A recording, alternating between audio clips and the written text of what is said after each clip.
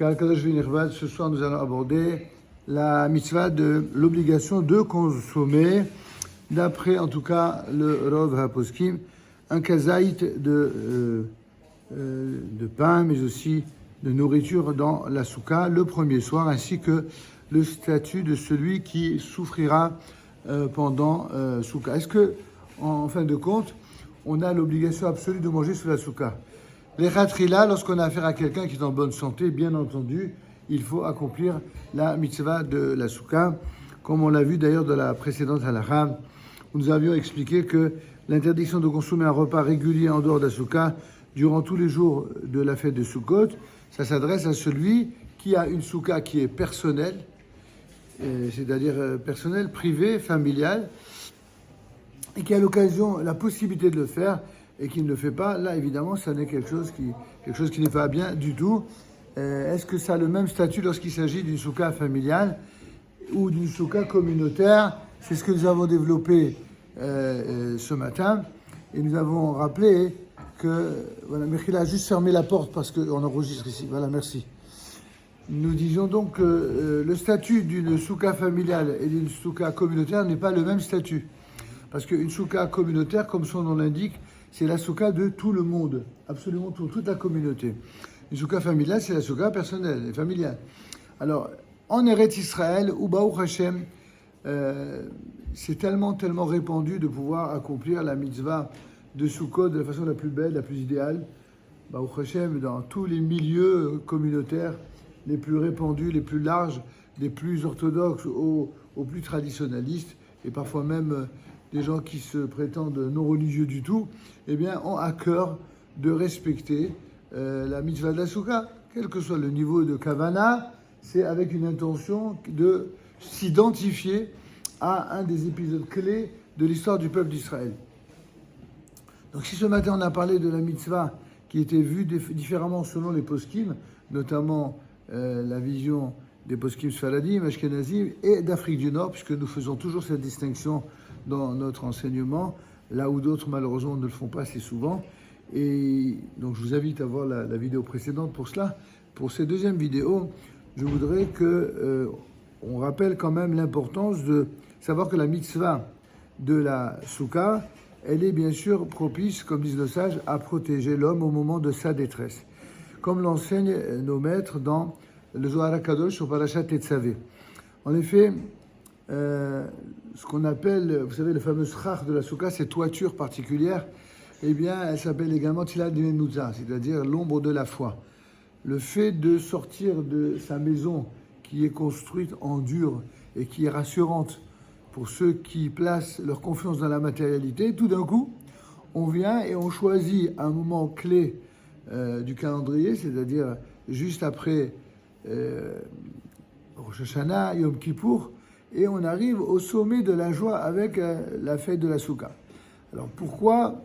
C'est ce qu'on développera dans la mitzvah de se réjouir pendant la fête de Sukkot, mais la mitzvah elle-même qui consiste à l'échev basouka, à séjourner dans la souka, c'est-à-dire boire, manger et même dormir quand on vit en Eretz Israël notamment, c'est une mitzvah drasé minatora, c'est-à-dire une ordonnance positive de la Torah de consommer au moins un kazaïd de pain de la souka le premier soir de Sukkot.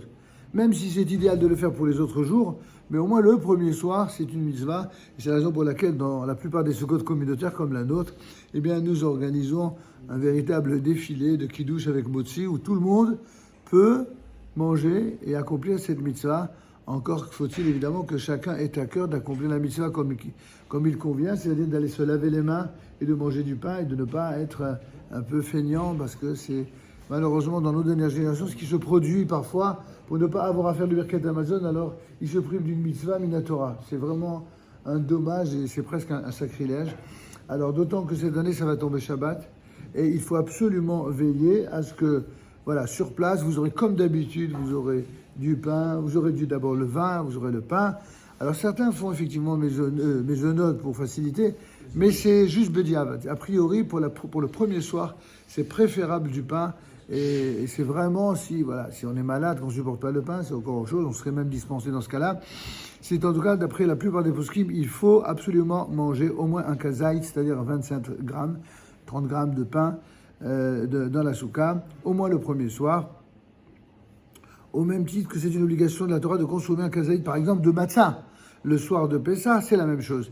Dans la Gemara de Souka, dans la page, Daf c'est en hébreu, dans la page 27a, nos Chachamim apprennent cette obligation à partir de l'analyse de différents versets. En tout cas, cette quantité de kazaït de pain, donc 27 grammes, doit être consommée sans interruption. C'est-à-dire, il ne faut pas commencer à raconter sa vie, prendre son temps. Et sans interruption, ça ne veut pas dire qu'il faut s'étouffer non plus. Manger à la file jusqu'à ce qu'on ait consommé. Et ceci, on a à peu près 4 à 5 minutes pour le faire, ce qui est suffisant. C'est pas le moment de parler d'autre chose. Il faut vraiment se consacrer à la mitzvah, de ne pas passer à côté de la mitzvah. Si une personne l'a consommé en un peu plus de temps, 7 minutes et demie, eh bien, d'après les poskim, cette personne est quand même quitte B'diavad a posteriori. Maintenant, on va essayer de nous accorder un temps d'explication, de compréhension de cette mesure finalement qui peut sembler relever pour le néophyte de relever du détail, on ne comprend pas. En fait, toute consommation inférieure à cette mesure de kazaï de 27 grammes, elle n'est pas qualifiée par la plupart des décisionnaires comme une consommation par rapport à l'accomplissement des mitzvot. Et de même, les différentes consommations ne s'additionnent pas les unes avec les autres si elles sont consommées en un laps de temps qui est supérieur à 4 ou 5 minutes. C'est pourquoi les khatrila, a priori, il convient de faire les deux. Et de consommer dans les 4-5 minutes et de veiller à un bon motzi d'au moins 27 grammes. Et au Hachem, ici, nous avons chaque année du pain à profusion pour tous ceux qui veulent manger sous la souka. Si l'on consomme une miette de pain maintenant et qu'on en consomme une autre dans une heure et ainsi de suite, même si on arrivait à la quantité totale de kazaït, d'à peu près 30 grammes, eh bien, on considérera qu'il n'y aura eu aucune consommation parce que ça aurait été l'histoire du petit poussier miette par miette. Et ça, c'est pas ça la mitzvah, c'est vraiment de manger. Maintenant, les khatrila, il est juste de s'acquitter de tous les avis halachiques en consommant dans la souka une quantité de kabetza, c'est-à-dire 54 grammes de pain le premier soir, donc c'est encore un peu plus. En tout cas, telle est l'opinion du Chazon Ovadia. Il y a d'autres opinions différentes. En tout cas, d'après tout le monde, c'est la première opinion, au moins 57 grammes, et d'au moins, au moins 27 grammes, c'est-à-dire au moins kazaït. Et si on le peut, si on en a l'appétit, eh bien, on consommera au moins 54 grammes. Maintenant, le dernier cas soulevé dans cette halakha du jour, c'est le statut de celui qui souffre d'être dans la souka. Quelqu'un peut avoir des douleurs de dos terribles, quelqu'un peut avoir des rhumatismes, notamment quand il fait froid. Les années ne se ressemblent pas. Il y a des années où il fait tellement chaud sous la souka, c'est ce que d'aucuns appellent l'été indien. C'est même agréable d'être dans la souka dans ce cas-là. Mais des fois, on arrive certaines fois où souka tombe beaucoup plus tard que cette année et du coup, il fait très très très froid, il faut se couvrir et on risque de s'enrhumer. Alors, quel est le statut donc de celui qui souffre d'être dans la souka? Il est dit dans la Torah, pendant 7 jours, vous siégerez, vous résiderez dans les soukot. Nos Chachamim commandent ainsi, vous siégerez, vous séjournerez de la même manière que vous habitez. Chez vous, Ka'en Taduru, le dit le texte en hébreu. Cela signifie que la Torah ordonne de consommer dans la souka seulement à la manière dont nous le faisons dans notre propre maison. Et par conséquent, si le premier soir de la fête, il pleut même à torrent, ou que la lumière s'est éteinte dans la souka, ou même s'il y a des mouches ou des moustiques qui dérangent, ils sont à profusion, c'est notamment dans les pays très chauds comme en Eretz Israël, ou qu'il y a tout simplement beaucoup de vent, ou même qu'il y a une mauvaise odeur, dans toutes ces situations qui rendent l'accomplissement de la mitzvah vraiment pénible, et le repas lui-même pénible, eh bien, on est tout simplement exempt de manger dans la souka, selon le principe de mitztaer patur min souka. Celui qui souffre du fait d'être sous la souka, il est exempt de la souka. Et donc, on peut être surpris, parce que, a priori, on encourage au maximum d'appliquer la halakha de l'Echatrila. D'abord, d'être dans sa souka à la maison. Et puis, si on n'a pas la souka à la maison, alors participer à la souka communautaire et manger, etc. Et puis, pour en arriver à dire que finalement, celui qui souffre, il est pas tout, il est dispensé. Mes amis, pour cela, il faut comprendre que la Torah, ça n'est pas seulement, comme beaucoup pourraient le penser, un ensemble de règles et de mesures qui sont radicales, carrées et qui seraient inadaptées à la réalité humaine telle qu'elle est vécue par chacun de de nos membres, des membres de nos familles. On tient compte, les Chachamim, la Torah eux-mêmes. Eh bien, la Torah et les Chachamim eux-mêmes considèrent que si cette mitzvah, elle doit être accomplie exactement comme la Torah le dit, Keren Taduru, il n'y a personne qui, par exemple, va entrer chez lui en plein hiver et ouvrir la fenêtre alors qu'il grelotte. Ça n'existe pas. Il va fermer la fenêtre, il va mettre un chauffage. C'est la raison pour laquelle, a priori, si on peut avoir des conditions analogues, tant mieux, mais pour des raisons de sécurité, on évite et on recommande d'ailleurs d'éviter les chauffages, etc. Il y a eu même dans le passé des choses assez pénibles qui sont produites et qu'il faut éviter à tout prix. Donc, a priori, si on est en bonne santé, les conditions générales sont réunies, alors c'est ainsi qu'il faut accomplir la mitzvah. Et si c'est pour tomber malade ou qu'on est déjà malade, il va de soi que un mitzvah, patul minasuka, celui qui souffre, est effectivement il est pato, c'est-à-dire qu'il est dispensé de la souka. En tout cas, selon l'opinion de notre maître, le Rambam, mais aussi de nombreux autres rishonim, de nombreux décisionnaires de l'époque médiévale, ce principe est valable même le premier soir de la fête de Sukkot, malgré l'obligation de la Torah de consommer ce soir-là un kazaï de pain sous la souka. Et bien que pour les autres mitzvot de la Torah, on reste soumis à l'obligation d'accomplir la mitzvah, même si on en souffre pour les autres mitzvot, en ce qui concerne la mitzvah de la souka, elle est différente sur ce point, car il y a une condition à son accomplissement, selon laquelle l'habitation dans la souka doit ressembler à l'habitation de l'homme dans sa maison, et par conséquent, toute personne qui souffre du fait d'être dans la souka, eh bien, en est exempte complètement. Cependant, selon l'opinion du Rosh, mais aussi d'autres rishonim, on reste soumis à l'obligation au moins de résider dans la souka le premier soir, même si l'on en souffre.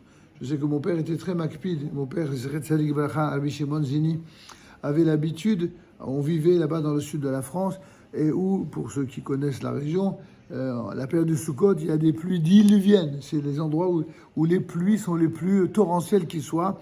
On connaît le sud de la France comme étant une terre de soleil, mais rarement comme une terre de pluie. En vérité, les pluies sont vraiment, vraiment d'une force et d'une intensité extraordinaire. Et pour Sukkot, il n'était pas rare d'arriver le premier soir de Sukkot et il y avait une pluie incroyable. Les gens étaient un petit peu déçus et rentraient à la maison. Et de plus loin que je me souviens de mon enfance, mon père, il s'entêtait, il dit, écoute mon fils, c'est le premier soir de Sukkot, il faut tenir compte de l'opinion du Rosh et de la tradition de son propre père, et donc on attendait jusqu'à ce qu'il y ait une accalmie, même de 10 minutes, pour accomplir la mitzvah sans la pluie et sans... Parce qu'effectivement, en pleine pluie, on ne le fait pas. On doit attendre que ça se calme et finalement, on doit a priori faire un effort. C'est en tout cas ce que tranche le Rosh. Et on a déjà dit que Maran Abed Yosef tranche dans le Shulchan Aruch suivant l'opinion du Rambam, selon laquelle dans toute situation de souffrance qui est causée par le fait d'être dans la souka, on est exempt de la souka, et cela même le premier soir. Maintenant, si quelqu'un voulait, comme le Rosh, s'imposer la khumra, c'est-à-dire la rigueur de siéger dans la souka, notamment lorsqu'il pleut, il ne doit surtout pas réciter la bénédiction de l'échef Bazouka. Enfin, ce que dit le Rav ici, c'est dans la mesure où il pleut à torrent. Mais si c'est fait comme le faisait mon père, c'est-à-dire d'attendre qu'il y ait une accalmie, bien sûr qu'on fera l'échef Bazouka. D'ailleurs, quel intérêt ce serait de rester si ce n'est pas pour faire l'échef Bazouka? Il n'y aurait plus aucune différence. Et selon l'opinion de Maran, cette bénédiction serait récitée en vain lorsque, dans un tel cas, on serait exempt de cette mitzvah. Enfin, tout cela, c'est selon l'opinion du Rav Ovadia Yosef, qui considère que chaque fois qu'il y a un doute dans la légion des poskim qui s'expriment sur s'il faut ou pas faire une bracha, s'applique le principe, ça fait que brachot lehakel, c'est-à-dire là où il y a un doute sur la récitation de bénédiction, il vaut mieux être mekel, c'est-à-dire moins rigoureux, plus licencieux, et ne pas la faire. Mais tout ceci n'est vrai, nous dit Rabbi Shalom Essas, que à la condition qu'on n'ait pas un minhag en ce qui concerne une bracha. Par exemple, on a la bracha du Halé de Rosh Chodesh, donc le Rav Yosef et Bessi Yato, c'est-à-dire dans sa lignée, tous les grands poskim ce qu'on appelle les communautés orientales, en hébreu Aïdot HaMezrach, eh bien effectivement, le jour de Rosh Chodesh, ils ne font pas le Halel avec bracha, parce qu'ils appliquent leur principe et leur mina qui est tout à fait respectable. Mais il y a un autre mina qui est tout aussi respectable, qui qui est celui des communautés non seulement ashkénazes, mais aussi des communautés séfarades d'Afrique du Nord, où elles, pour la plupart, surtout en Algérie et au Maroc, et même une petite partie minoritaire des communautés tunisiennes qui, le jour de Rosh Chodesh, font le Hallel avec bracha. Alors pourtant, il y a un Safek Brachot, c'est-à-dire il y a un doute apparemment de vrai de Mekel. Eh bien, c'est là où rappelle Rabbi Shalom Messas, un autre klal, un autre fondement de halakha, c'est que dans tous les cas où on dit Safek Brachot de laquelle, c'est lorsqu'il n'y a pas un minag établi de faire la bracha. Mais quand le minag établi est de faire la bracha, on ne dira pas sabal, on ne dira pas Safek Brachot de laquelle, et on fera quand même la bracha. Et c'est ce que nos communautés font aussi bien en France qu'en Eretz Israël, concernant la bracha du Hallel de Rosh Chodesh, et concernant également les brachot de la Souka. Je termine enfin. Dernier point qui est soulevé ici, pour les personnes qui sont malades ou qui ont froid sous la Souka, une recommandation de nos sages, c'est bien sûr de s'habiller chaudement. Notre maître, le Chavetz Chaim, écrit dans la Mishnah Berurah que s'il fait froid, il faut veiller à revêtir des vêtements chauds pour manger dans la Souka, et ne pas s'exempter soi-même et perdre la mitzvah gratuitement simplement parce qu'il fait froid. Il y a des gens, vous savez, ils se découragent très rapidement pour l'accomplissement du mitzvah, un coup de chaud, un coup de froid. Le moindre prétexte est bon pour écouter le Yetzer Hara, le mauvais penchant, et s'acquitter de la mitzvah. Il faut être intelligent et avoir la même attitude que n'importe quelle personne aurait en termes de bon sens, s'il suffit de se couvrir pour pouvoir accomplir la mitzvah, alors qu'à cela ne tienne.